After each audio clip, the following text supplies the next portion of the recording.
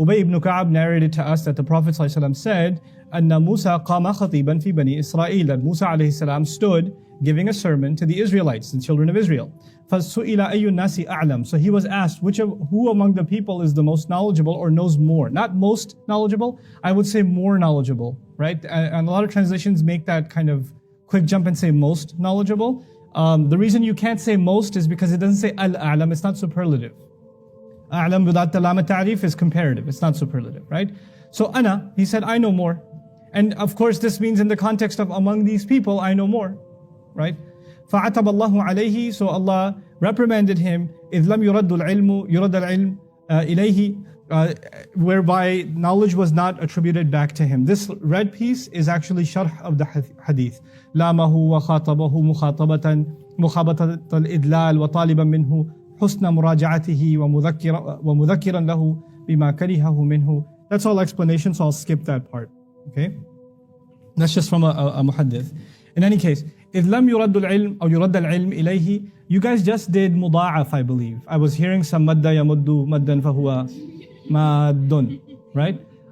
So when you say al-amru minhu for radda, right? So we rudda, ruddi, and urdud, right? So the majzoom version, the lightest version, could be yarudda and yaruddi and yardud. And that's why you find lam yarudda.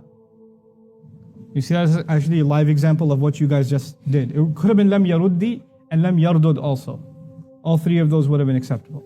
Anyway, so as whereby knowledge was not attributed directly to Allah, even in that, and here is a moment of pause for us to understand that the Prophet Musa is not being reprimanded the way you and I get reprimanded. Like if I, for example, say, some obnoxious person asks, Ustad, who knows more Arabic in the room or something? And you say, well, Ustad Adam does. No, you should have said Allah knows better. No. In a given context, you can say who knows more. And clearly he didn't say who's the most knowledgeable, he just said among you, I'm more knowledgeable. But prophets have a higher standard than normal people. And even things that are actually completely harmless, for us to say, Allah will hold prophets to account for even those things. And this is actually a way of Allah distinguishing the standards He has for us from the standards He has for prophets. And this is the case even with our Prophet ﷺ. He is reprimanded in the Quran, he's corrected in the Quran over things that for any other human being would not be a sin. They actually wouldn't be a problem at all. The fact that he frowned at a blind person, for instance, and the word abasa means just a bulge on the forehead. He got frustrated as a blind person kept interrupting him in the middle of a conversation. And by the way, blind people are much better at hearing. One sense is gone, the other sense gets heightened. So he's fully aware that he's in the middle of another conversation. And the Prophet didn't say, stop, I don't like what you're doing, I'll talk to you in a second. He simply developed a bulge on his forehead, which is completely acceptable. By the way, even more acceptable because a blind person can't possibly be offended by a bulge on someone's forehead. That's not even possible. And yet the ayat came down. Right? So they're held to a standard that we're not held to. And this is an example of that. And if you don't keep that in mind, then it just becomes casual. A thought creeps in the minds of a Muslim. Well, prophets made mistakes. They kind of messed up sometimes. No. Hold on a second. They are still ma'soom anil khata. And we have to hold ourselves to that belief when we read the text of the Quran too. As a matter of fact, I don't know if I talked to you about Suleyman alayhi salam ever? Or Dawood alayhi salam? Because when the case of Suleyman and Dawood comes up in the Quran, it makes it seem like they made a mistake. Like it makes it seem like Suleyman missed a prayer, for example, alayhi salam, because he was taking care of horses. That's the common way that part of the Quran, Surah Sad, is explained. Inni ahbabtu hubb al-khayr an dhikri rabbi, right? That I, as opposed to remembering my Rabb, I just took care of the horses. As a matter of fact, that tafsir is rejected by some classic, because I could not, there's no authentic narration that says that he missed prayer, first of all. And second of all, from the text of the Quran, it's very difficult to just accept that at face value, that he took care of horses and missed salah. And it's even more difficult to accept that because just a couple of ayat before, or the previous ayah, I can't remember, he's awwab. He constantly keeps going back to Allah, repeatedly goes back to Allah. So he's already been described as someone who unusually remembers Allah a lot. And in the very next ayah, we're to assume, based on the words an dhikri rabbi, that he missed prayer. And you know why they say he missed prayer? Hatta tawarat bil hijab. Tawarat, what pronoun is that? Tawarat. She, right? But it doesn't say who she is. So they say until the sun disappeared behind the veil. And they assume it's the sun because it's feminine and the sun is considered feminine. The ayah doesn't say tawarat al-shams bil hijab. Now tawarat, you guys just did sarf. What pattern is that? Tawarat. Ta'awana, isn't it? What is the feature of ta'awana? Each other. Is this? Can you say about the sun, a single entity, each other? The sun with something else. Actually, what he did was, he was taking care of the horses, he made battle horses, he made them march. He made them mush. And they go. And they go next to each other and they together disappear until he can't see them anymore. Tawarat is used for the horses that he was taking care of. Until they went off into the sunset in a sense. Okay? And actually the an dhikri rabbi is I love taking care of these horses inspired by my remembrance of my Rabb. I'm actually taking care of these horses because they're going to do the work of the deen. He's doing this fi sabilillah. Hatta tawarat bil hijab. So there's another reading of the same text which doesn't violate any authentic narration, except it violates what became very popular historically, just a popular interpretation. Yet it retains the integrity of Suleyman alayhi salam, right? So once you have certain principles in your mind, like the integrity of prophets has to be retained, then the way you read the text becomes different. And the way you question text also becomes different. You know, we don't jump to conclusions about prophets alayhi salatu wasalam. Oh, anyway, there's one more thing about since Suleyman came up. So when the horses came back, when horses come back and you're a horse trainer, what do? You check on them. You check on them. And they make it sound like he was so upset that he missed Salah, that when they came back, or when he went back to the horses, he said, bring me those horses, and he slaughtered all of them. Okay, he slaughtered all the horses. And Imam Razi comments all the opinions about those ayat, you know. فَتَفِقَ مَسْحًا بِالسُّوقِ وَالْأَعْنَاقِ. He began to mash, I won't translate mash yet, by the limb and the necks. By the limbs, the legs, and the necks. Okay?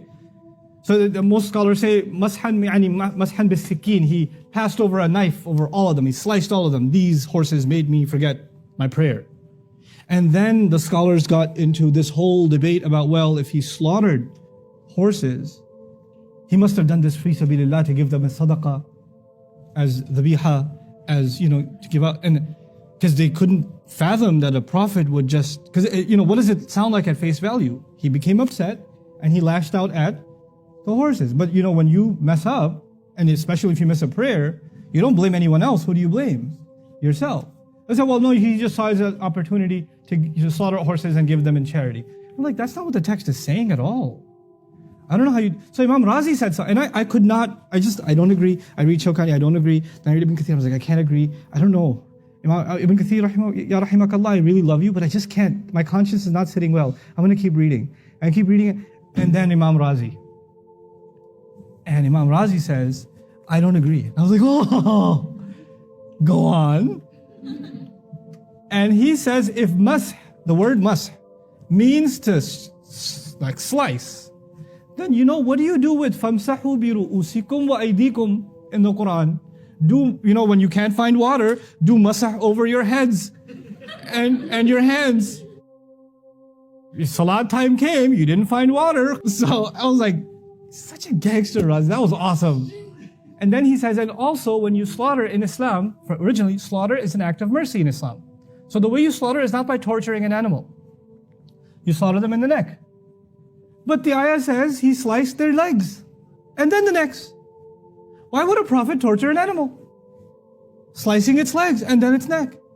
He says then, actually the horses come back after being exhausted. He pats them on the leg and he strokes them on their neck, which is what you do when horses are exhausted and you're checking on them.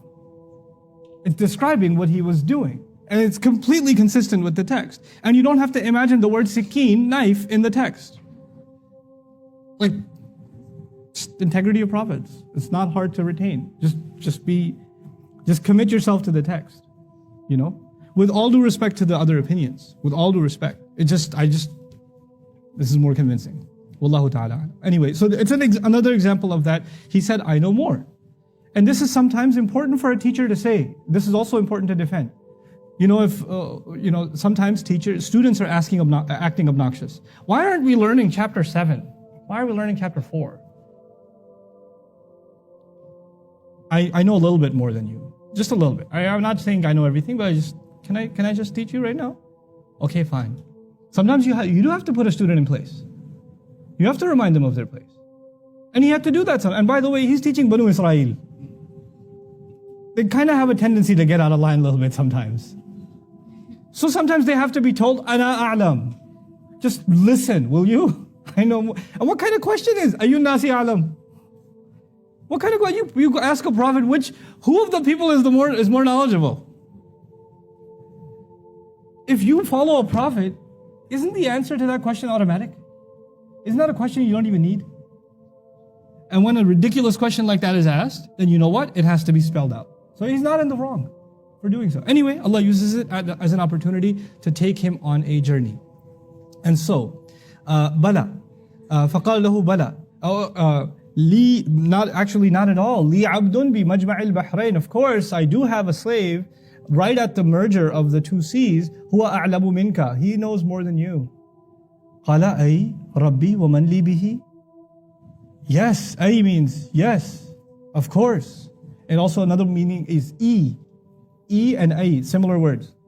رَبِّي وَمَنْ لِي بِهِ. وَرُبَّمَا قَالَ سُفْيَانُ. Sufyan is the narrator. أي رَبِّي وَكَيْفَ لِي بِهِ. Who is it that I can be with him? How can I get to him? Who is it and how can I get to him? Those are the two variations of the narration. قَالَ تَأْخُذُوا حُوتًا. He said, go take a fish. فَتَجْعَلُهُ فِي مِكْتِلٍ. And put him inside a miktil. Miktil means a basket. It's my notes. وِعَاءٌ يَشْبِهُ الْقِفَةِ. حَيْثُمَا فَقَدْتَ الْحُوتِ. Wherever you lose the fish, فَهُوَ ثَمَّهِ. وَرُبَّمَا قَالَ فَهُوَ ثَمَّهِ. Then exactly that's where it's going to be. And perhaps the narrator said not thamma but thamma, which is an appreciation of how sensitive narrators were. I can't remember if he said thamma or was there a little H at the end of when he was saying thamma, and he said thamma. So he says, since I'm not sure, I'm going to say, I think I heard Sufyan say thamma, but he may have said thamma. Now, وَأَخَذَ حُوتًا فَجَعَلَهُ فِي مِكْتَلٍ. So he took the fish and he put it inside the basket. ثُمَّ انطَلَقَ. So then he marched forward, he went ahead. وَهُوَ وَفَتَاهُ يُوشَعُ بْنُ نُونٍ. He and his young assistant, his young lad, Yusha, the son of Nun, Yusha ibn Nun, which the Bible calls Joshua. That's the biblical Joshua. حَتَّى إِذَا أَتَيَا الصَّخْرَ. Until they approached the boulder. So they approached this large boulder. وَصَغَارُ رُؤُوسَهُمَا. This is Sagha is a separate word, or should be Sa'a? Sorry. وَضَعَ رُؤُوسَهُمَا. They placed their heads on the rock. Like they leaned at it and they just kind of passed out. Okay. فَرَقَدَ Musa. So Musa woke up. وَاضْطَرَبَ الْحُوتِ. And as he woke up, startled, the fish actually it got disturbed. تحرك مع أنه ميت. The narrator or the muhaddith is actually explaining, it started moving despite the fact that it's dead. وقيل كان مشويا. It's also been said that it was roasted already. It was already roasted fish and it just kind of started moving. And فخرج. So it left. فسقط في البحر. So it fell into the sea.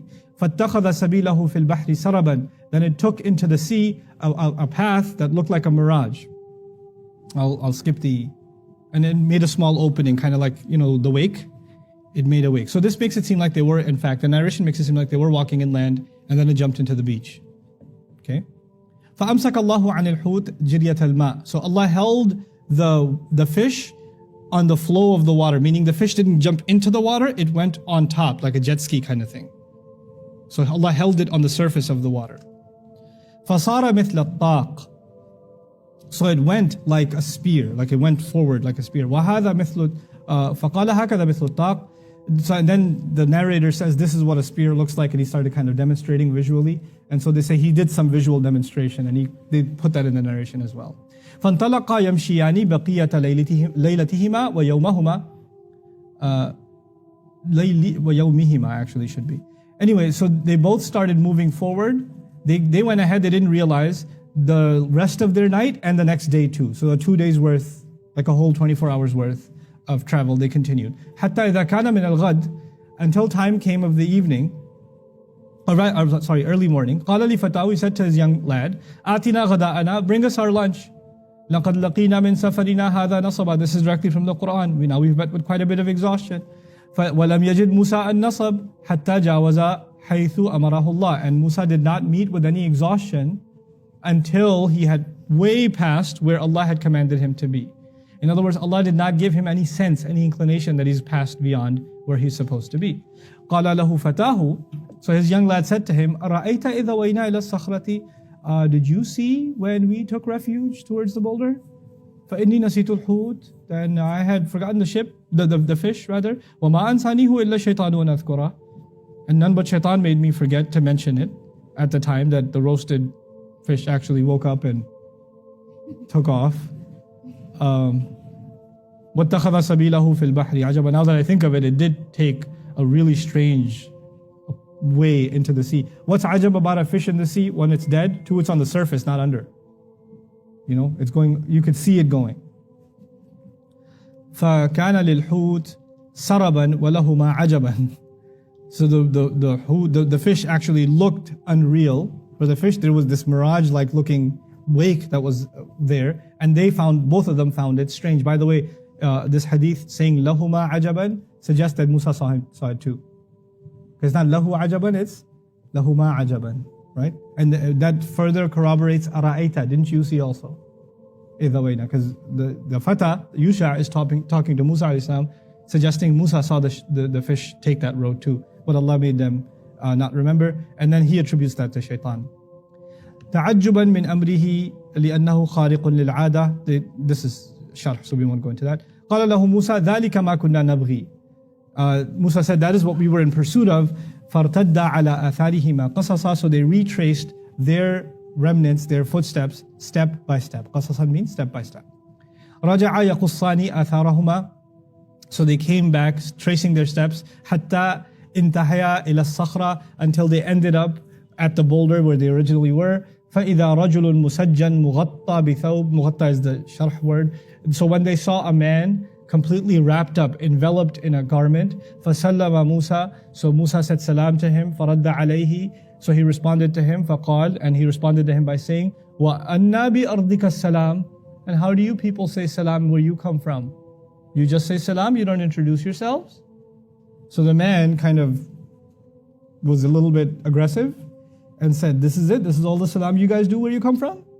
An-nabi ardika salam. And notice he doesn't say, wa an-nabi ardikuma as-salam. It's as though Musa alayhi salam has already grabbed the Fatah and said, let me do the talking. And now he's getting put in his place a little bit.